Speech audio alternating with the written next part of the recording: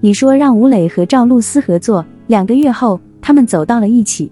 吴磊和赵露思的契合感来自于《长歌行》中的一瞥，吴磊的休憩猎鹰绑架了赵露思的李乐言，肩膀齐齐而结实，留下一张合影。可能是因为吴磊和赵露思都是略带肉感的圆脸，眼睛、鼻子、嘴巴等五官有些相似，难免有 CP 感。他们2个很般配，曾经很响亮。去年4、5月，《长歌行》刚播完，7月 IP 剧《璀璨银河》的演员阵容正式公布，男女主角分别是吴磊和赵露思。制作方和演员仅用了2个月就达成合作意向，最终确定了一部 S 级及以上大制作影视剧的合作。期间，他们不仅聚集了吴磊和赵露思这2位合作人气极高的人气演员，还请来费振翔担任导演，郭涛、曾黎、洪磊都在市场上。你觉得资本现在什么都做不了？由于没有看过正片，所以不敢对影片的风格和制作做出任何判断。我刚看了官方预告片，主角们似乎悲多娱乐，而费振翔擅长拍摄冒险，动作感很强，因此星光的打法很可能会更加强硬。此外，吴磊在男主中的演技也无需担心。虽然从童星转型才2-3年，但一首《长歌行》，一首起航，起风了，就足以证明他扎实的演技，足以激怒男主。再加上吴磊长大后的颜值相当不错，一举一动都吸睛。一部古装偶像剧，他一闪而过。至于赵露思，似乎也在寻找合适的突破口。众所周知，赵露思是在甜宠网剧中发迹的，凭借甜美的外表和天生的演技，赵露思在刚入行时一直扮演着一个古怪活泼的小女孩角色。这种角色根本不需要什么技巧，只要是容貌漂亮、眼神灵动、笑容灿烂的演员都能轻松驾驭。所以在传闻中的陈芊芊之后，赵露思虽然走红，但在演员圈中并不是重量级人物。毕竟谁也无法确定这样一个看似演技薄弱、资质低下的女孩是否只是昙花一现。直到《长歌行》开播，赵露思才改变了自己的荧幕风格，饰演柔弱胆小的李乐言，让人看到了她的可塑性。而至此，这个笑容甜美的女孩才真正开始被影视市场所认可。随后，她与杨洋合作的《让我们试试世界》播出。虽然影评不太好，主要是赵露思年纪太小，配不上世界名人的性格，但赵露思还是成功了，突破很明显。看来飒爽英姿的新风格对她来说并不难。在《群星璀璨》中，赵露思饰演的程少上是一个性格多层次的女孩，她外表看起来很叛逆，但内心却很坚强。只要她能表现出这样的反差感，赵露思的人物造型就会受到限制。一半的战斗。而一个演员能不能演好，还要看他和什么样的伙伴合作。希望和赵露思相处融洽的吴磊，在演技上也能和他有默契。反正现在大家客气了，《天地之星》马上就要播出了，好看不好看，你试试就知道了。网络打压吴磊能逃，狗子爆料吴磊赵露思失败 ，CP 粉崩溃。但即使在剧中，大家都在昏迷中戳着糖果，主角不公开，永远是粉丝的一狂欢。CP 粉只会被路人看成太卷入剧情。但最近无路能逃却逃不过 B。有狗子在微博爆料称，他们之间的 CP 真的很不成功，更重要的是，他们都有自己的目标。还曝出赵露思男友是圈内第一，2人还一起玩过。至于吴磊，有传言说他和向涵之有染。从狗仔队给出的线索不难分析，赵露思合作过的顶级球员应该不是杨洋，就是肖战。2部剧播出时确实有绯闻。这一波爆料爆发后，赵露思、杨洋、赵露思、肖战等词条也被推上了热搜。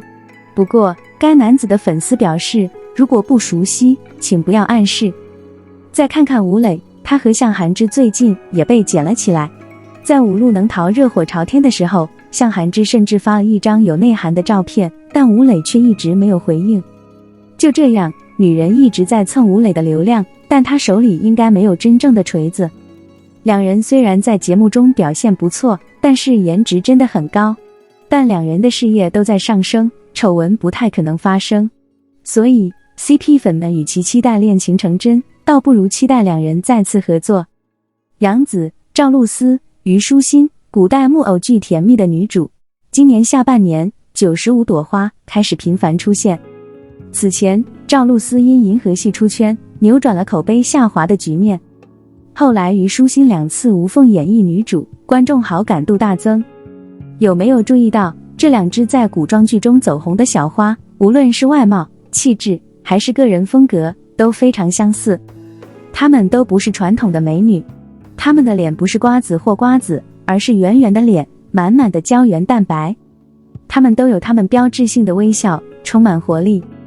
如果我有一个标签，她们会更好地称为甜蜜的花朵。几年前，田小花是一部古装剧的女主角，但人气并不高。比较火的还有2个，一个是逆风转身的黑脸女主，比如《延禧攻略》中的魏璎珞；另一个是深受虐恋折磨的悲剧女主，比如《香蜜沉沉烬如霜》中的锦觅。吴几年在出演《延禧攻略》之前名气不大，魏璎珞却一夜爆红。因为在以往的影视剧中，这样的角色是非常少见的。虽然剧情不一定符合史实，但大家更多的是一个酷字。想到魏璎珞就要被 KO 下线，她委婉地翻了个身，完成了5杀。在当代职场，简直就是小白逆袭的活教科书。在出演《香蜜》之前，杨紫有幸拥有童星的气场，还有《欢乐颂》等代表作。不过，给大家的印象并没有太大变化，大多都是粗心大意，还有点没心没肺。可以换成甜蜜蜜，杨紫秒变催泪弹。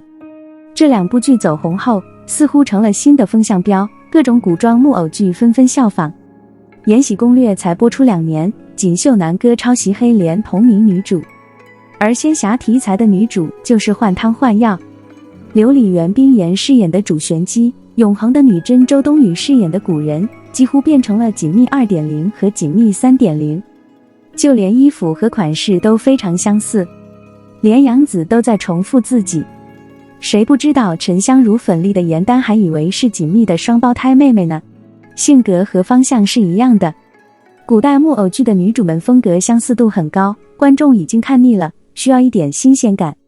赵露思和虞书欣的出现带来了新的变化，两者都属于甜味的范畴，但既不是硬白甜味，也不是撒了人造糖精的甜味，她们都有强烈的个人风格。